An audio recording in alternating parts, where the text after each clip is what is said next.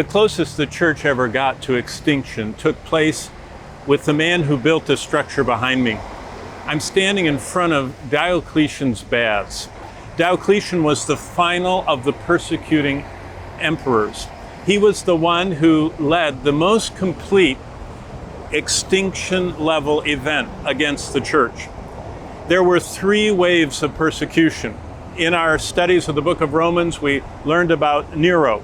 Nero was a sporadic, kind of like flailing against anyone, and he happened to hit the Christians.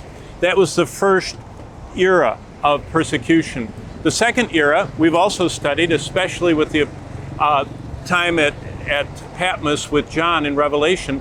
John was exiled by the second wave of persecution, Domitian, and followed by Trajan. And that's the persecution that swept up the saints in Smyrna, that swept up John, and he was exiled to Patmos. It's also when the provinces had entire province-wide persecutions.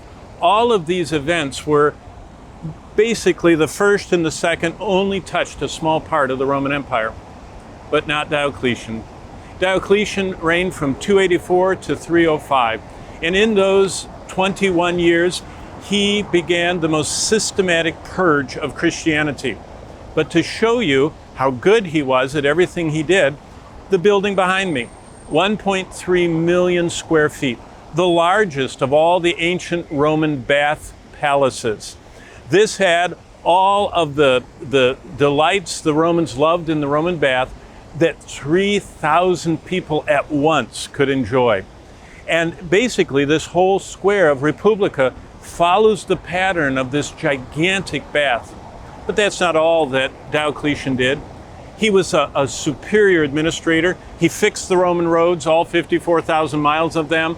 He fixed all of the administration of the Roman Empire, even down to what the people needed on a very personal level, so that they were very comfortable with the city of Rome and all the other provinces. He was very good as an emperor and very harsh. He won his battles, and he always accomplished his engineering desires, like this bath behind me. And when he turned his focus on the church, it became the last and greatest persecution. He came closest to ending Christianity that anybody has ever done, until we get to the book of Revelation. When Satan gets a chance to be confined to this world, we read in Revelation 12, this is what he does to believers. It says, well, starting in verse 10, "And I heard a loud voice from heaven saying, 'Now salvation and strength and the kingdom of our God and the power of his Christ has come. The accuser of our brethren who accused them before our God day and night has been cast down to earth.'" Satan, when he's cast down to earth, begins the systematic pursuit of God's chosen people of promise, the Jews, and all of the saints. And there is great martyrdom, so that they overcome him, verse 11, by the blood of the Lamb, by the word of their testimony, and they did not love their lives unto death. What did Diocletian do? Diocletian, number one, began by eradicating all of the ministers of the gospel. He killed every known pastor he could find. Either they were in prison or they were killed. Secondly, he went through and destroyed wherever the churches met.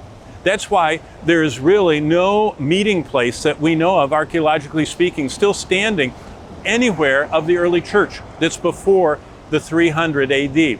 There are none left, because he systematically, throughout the whole empire, destroyed them, systematically killed all of the pastors, and finally, he realized this book that I'm teaching from, and that you're a part of this course in, he knew this was vital. So he sent his legions out to destroy all the copies of the Bible. Guess what? You can go through any of the great museums of the world, even the great historic seminaries, and you'll find there is no complete manuscript of the Bible that predates Diocletian. He did it. He destroyed all of them. There are none that are earlier than his reign. Now, what did the believers do? The same thing they did under communism's purge. The believers in communism would cut their Bibles into pieces and spread it out in the congregation so that everyone had a piece. That's what the early believers did. They cut the manuscripts into pieces. And now we find 25,000 fragments of the scriptures that preserve for us the entire Bible, but never a complete manuscript copy. Well, Diocletian finally came to an impasse. It was during his reign that some of the great martyr stories come out, where his legionnaires were called to destroy an entire town, to kill every person, 10,000 people, throw them off the cliffs. And the legionnaires finally said, we won't do this. And many, many of his troops, his legionnaires, came to Christ and became believers. He had to start executing legionnaires.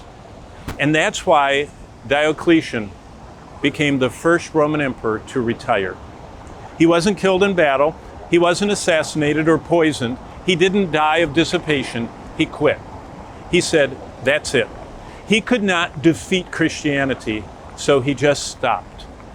And at that moment, a young general, one of the other leaders of the empire, Constantine, came forth, defeated the others of the tetrarchs, and established Christianity to be legal. That's the history of this bath, of the extinction level event, and of the history of the growth of the early church into the Roman Catholic Church. But what's the lesson? Revelation 12:11. Because back then and today, we overcome by the blood of the Lamb and by the word of our testimony and by being faithful unto death. I just wonder today, are you ready for persecution to come? It's coming in our day. We're not in the tribulation, but many people will feel we are, the tighter the noose gets on Christianity. How do we be faithful? Not in our own strength. The grace of God that brings salvation can also keep us faithful to the end. Diocletian's baths, the extinction level event, the closest Christianity got to extinction. The man who did it was the engineer who built this largest Roman building of all time, this wonder of engineering, and this man who couldn't defeat God. The church survived, and we're a part of it today.